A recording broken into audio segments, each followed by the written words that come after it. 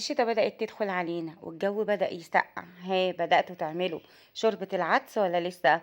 أول ما الشتا بتيجي بعملها على الأقل مرة في الأسبوع. تعالوا النهاردة نعمل طبق شوربة عدس وفتة خطيرة بطشة طعمها تحفة. طريقتي المعتمدة في شوربة العدس هنعملها بكام تريكة كده وتظبيط أحلى شوربة عدس.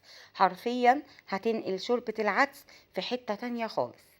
اول حاجة معانا حلة على النار فيها مية بتغلي، وهنزل ببصلتين وسط، وكمان بطاطساية متقطعة مكعبات، وثلاث حبات من الطماطم، وحبتين من الكوسة، وجزرتين دول كانوا موجودين عندي في الفريزر، والجزر برضو مفرزينه مع بعض.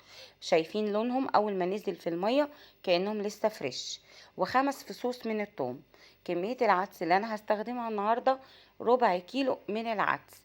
غسلته كويس جدا جدا تحت المية الجارية لحد ما المية كده تبقى شفافة وزي الفل. بصفيه وبعد كده بضيفه مع الخضار.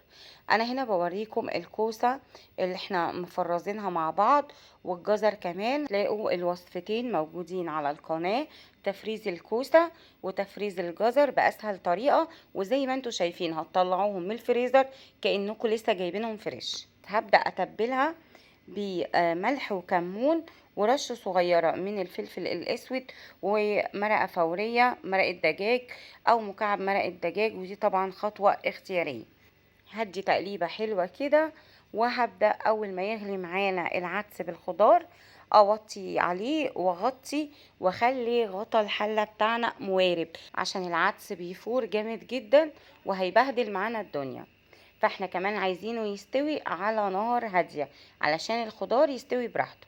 طبعا احلى حاجة بقى في شوربة العدس انك تقدري تحطي كل الخضار اللي ولادك مش بياكلوه، الكوسة والجزر، وتقدري كمان تحطي فلفل رومي، بس انا بصراحة مش بحب احطه مع شوربة العدس.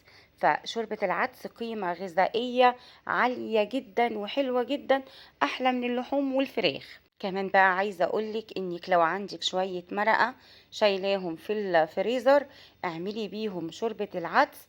يا نهار ابيض على طعمه، بيبقى طعمه اللهم بارك في منتهى الجمال. بس للاسف انا ما كانش عندي شوربة، لكن مجرد ما بيبقى عندي بستخدمها على طول مع شوربة العدس، بتنقل العدس في حتة تانية خالص. هنا بقى هنبدأ نعمل الفتة بتاعتنا، وزي ما انتوا شايفين في طاجن بايركس كده او صينية. قطعت العيش بتاعي، طبعا نوع العيش براحتك، عايزة تستخدمي عيش شامي تمام، انا بحب العيش البلدي اكتر. فقطعته كده بشكل حلو بالمقص، وبعد كده اديت له رشة خفيفة قوي من السمنة. بعد كده هدخله الفرن على الشبكة علشان ياخد معايا تحميصة حلوة كده. هنا بقى العدس بتاعي استوى. طب انا اعرف ازاي ان العدس بتاعي استوى؟ من خلال الجزر. الجزر اصعب حاجة ممكن تستوي معاكي، فمجرد لو لقيتي الجزر استوى اعرفي ان الشوربة بتاعتنا كده تمام خلاص. هبدأ بقى اضربها بالهاند بلندر، وطبعا ممكن تضربيها في الخلاط، بس خدي بالك لو هتضربيها في شفشق الخلاط ما ينفعش خالص تضربيها وهي سخنة بالشكل ده، الشفشق هيبوظ مننا. فهنستنى ما تهدى خالص وتضربيها، الكلام ده في الخلاط. اما بالهاند بلندر مفيش مشكلة ان احنا نضربها سخنة. بعد كده بقى بجيب مصفى، بيكون الخرام بتاعتها ضيقة شوية علشان خاطر زي ما انتوا شايفين كده بيبقى فيه قشر الطماطم واي شوائب كده في الشوربة بنصفيها، فتطلع كده معانا صافية وكريمي كده وطعمها في منتهى الجمال. هصفي بقى كل كمية العدس بتاعتي زي ما انتوا شايفين كده. بصوا رغم ان احنا ضربنا كويس جدا جدا بالهاند بلندر، والتركة دي مهمة جدا وبتخلي شوربة العدس بتاعنا في منتهى الجمال. جربيها وهتدعيلي عليها. هرفع شوربة العدس تاني على النار علشان تاخد غلوة واحدة بس، وهبدأ انزل عليها بالتوابل.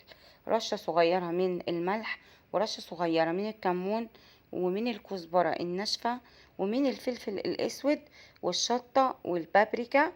وكمان بحط عصرة ليمونة او ممكن نص ليمونة على حسب ما انتي بتحبي الليمون مع العدس كتير ولا لا. وخدي بالك من الملح علشان احنا حاطين ملح في الاول، وكمان مكعب مرقة دجاج.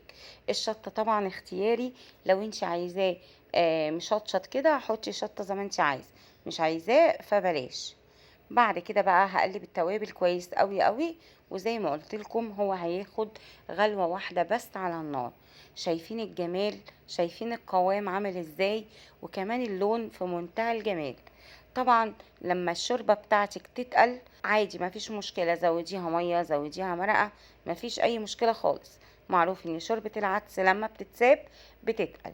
بس انتوا شايفين معايا المرحلة دي احنا واصلين لقوام ولون، وعايزة اقول لكم وطعم كمان خطير. ريحته جايبة لاخر الشارع، قلب العمارة حرفيا. اللهم بارك اللهم بارك. طيب احنا هناخد طبق دلوقتي علشان نعمل الفتة. في ناس بتحمر الشعرية وتحطها في العدس وبعد كده تعمل بيها الفتة، بس صدقيني بقى جربي الخطوة دي.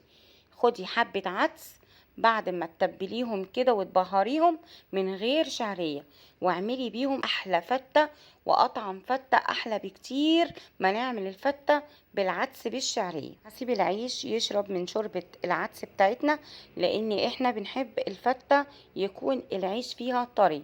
فلو انتي مش عايزة العيش بتاعك طري ويبقى محمص، ما تعمليش الخطوة دي دلوقتي خالص، يعني تبقى في الاخر على التقديم. بس احنا بنحب العيش يبقى طري شوية. بعد كده بقى في طاسة على النار ومعلقة من السمنة بدأت أحمر الشعرية زي ما انتوا شايفين لحد ما خدت معايا اللون الذهبي الجميل ده. وبعد كده هنزل على شوربة العدس بتاعتنا. خدي بالك بقى وانتي بتنزلي بالشعرية على العدس، انزلي واحدة واحدة. وبعد كده بقى هقلب كويس قوي وهديها بالظبط غلوتين. وبعد كده هطفي على شوربة العدس واغطي واسيب بقى الشعرية تكمل سواها مع البخار. مش هزود عن غلوتين علشان خاطر الشعرية بتاعتي ما تتهريش وتنشي في شوربة العدس. طب كان في ناس بتسألني بتقولي ان الشوربة بتكلكع معاهم كده.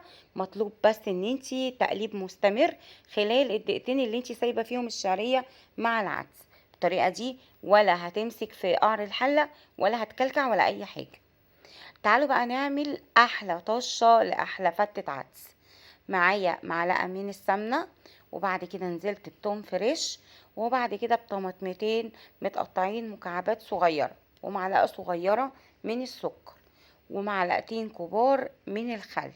يا سلام بقى، اللهم بارك اللهم بارك على الريحة في المرحلة دي. طبعا مش عايزة اقول لكم هي حلوة قد ايه.